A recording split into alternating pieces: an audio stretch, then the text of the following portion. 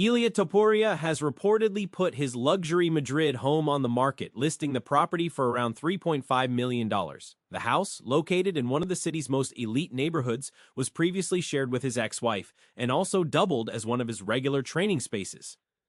The property reportedly includes a private gym, spa facilities, 24/7 security, and enough garage space for 6 vehicles. For someone at the top of the sport, it's not surprising that his lifestyle reflects that level of success. Meanwhile, social media had its usual chaos after Rafael Faz posted a video impersonating Gene Silva's emotional reaction to seeing a UFC championship belt. The impression quickly gained traction, and Gene Silva himself even jumped into the comments with 5 laughing emojis, clearly showing he was able to take the joke in good spirits. Things didn't stop there. Merab Dvalishvili shared his opinion on Ilia Topuria's reaction while watching the Justin Gaethje vs. Paddy Pimblett fight. According to Merab, Ilia appeared to be amused by the fight, suggesting that while the bout was intense and aggressive, it lacked the technical level Ilia believes separates elite strikers from brawlers. Merab implied that Ilia's confidence comes from believing his boxing is on an entirely different level compared to many of the fighters in that lightweight mix. Sean O'Malley opened up about a much more personal topic this week. He revealed that heading into UFC 324, he genuinely feared becoming the next Tony Ferguson, referencing the nightmare scenario of going on a long losing streak. O'Malley explained that coming off 2 losses, the mental pressure was heavy, and the idea of losing 3 or 4 in a row was constantly on his mind. He admitted that those thoughts weren't just jokes, they felt real. He talked about how he even joked to himself that if things went badly enough, maybe he'd just switch to boxing instead. The anxiety wasn't just about losing, but about identity. Fighters at the top level don't just worry about their records, they worry about how quickly the narrative can flip on them. Adding to that conversation, Tim Welch shared a strange observation from Fight Week. He claimed that while most fighters were suffering through brutal weight cuts, Paddy Pimblett was allegedly seen vaping backstage, while others were struggling just to function.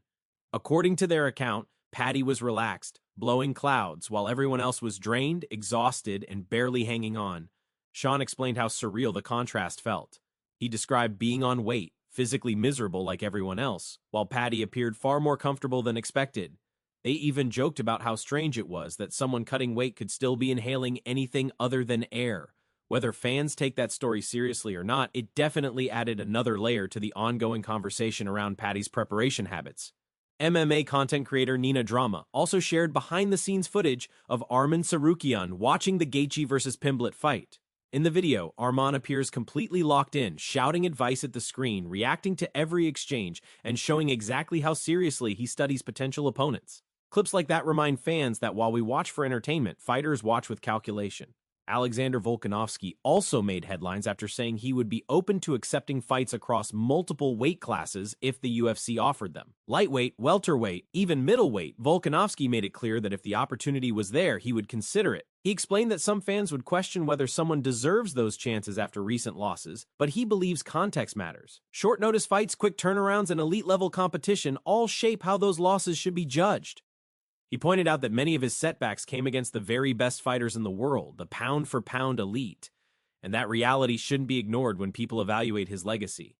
Bilal Muhammad also shared his thoughts on Paddy Pimblett's future. According to Bilal, Paddy should be matched up carefully for his next fight. He believes the UFC will want to get Paddy back into the win column, but without giving him an opponent that's too easy. Bilal suggested that Dan Hooker could make a lot of sense. There's already been some tension between them, some trash talk, and stylistically it would be a high-interest matchup. Bilal also made it clear that throwing Paddy in there with someone like Arman Tsarukyan would be a brutal test. In his opinion, Arman is one of the toughest matchups in the entire lightweight division for anyone, not just Paddy. Demetrius Johnson was asked about the idea that he might be the most underpaid fighter in UFC history relative to his greatness. DJ responded with honesty, admitting that he probably was underpaid compared to the value he brought to the sport. However, he also explained that he made smart decisions with his money early on. DJ shared that while he didn't chase flashy purchases, he focused on investing, buying property, and building long-term stability. He emphasized that not all big money in MMA is found inside the UFC, pointing out that many fighters outside the organization are earning more than people realize. His message was clear. Financial intelligence matters just as much as fighting skill when it comes to life after competition. Kamaru Usman weighed in on the bantamweight title picture and shared his thoughts on Sean O'Malley's road back to the belt. Usman suggested that O'Malley likely needs one more solid win before jumping straight back into a title fight. He felt that the recent performances in the division didn't produce a clear breakout contender, which complicates matchmaking. He mentioned that a trilogy involving Petr Yan and Merab Dvalishvili could make sense, while also suggesting that potential matchups against Umar Nurmagomedov or Corey Sandhagen would be legitimate tests for O'Malley if he wants to reestablish himself as the clear top contender. Jorge Masvidal also chimed in with his brutally honest take on Paddy Pimblett after watching his recent performance. Masvidal claimed that Paddy would struggle badly against elite-level opponents and went as far as saying that both Paddy and Gaethje looked levels below Ilia Topuria. He suggested that Ilia's skill set, wrestling, striking, defense, and overall IQ separates him from most of that group entirely. Rose Namajunas shared a serious update with fans after revealing she needed surgery following her loss to Natalia Silva at UFC 324. Rose explained that repeated eye pokes during the fight caused damage that required a canalicular tube surgery. She told fans she would have a silicone tube placed in her eye for several months and asked supporters to keep her in their thoughts during recovery. It was a raw and honest moment that reminded everyone how real the physical toll of this sport can be. Arman Tsarukyan also appeared on Daniel Cormier's YouTube channel this week, where he issued a public apology to Dana White and Hunter Campbell. In a more lighthearted but sincere tone, Arman admitted that emotions can run high during training camps and intense moments, but promised to be more controlled going forward. He expressed his desire for a title shot while acknowledging that professionalism matters when it comes to earning opportunities. He joked about trying to be a good boy, but also pointed out the reality of competitive environments. When tensions rise, things can happen. Still, his message was clear. He wants to move forward on better terms and focus on proving himself through performance. That wraps up today's MMA news. Thanks for watching. If you want to stay updated with daily MMA and UFC news, make sure to subscribe and turn on notifications so you never miss an upload.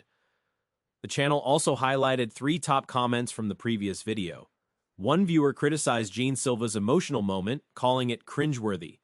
Another compared Silva to a theater major who wandered into MMA.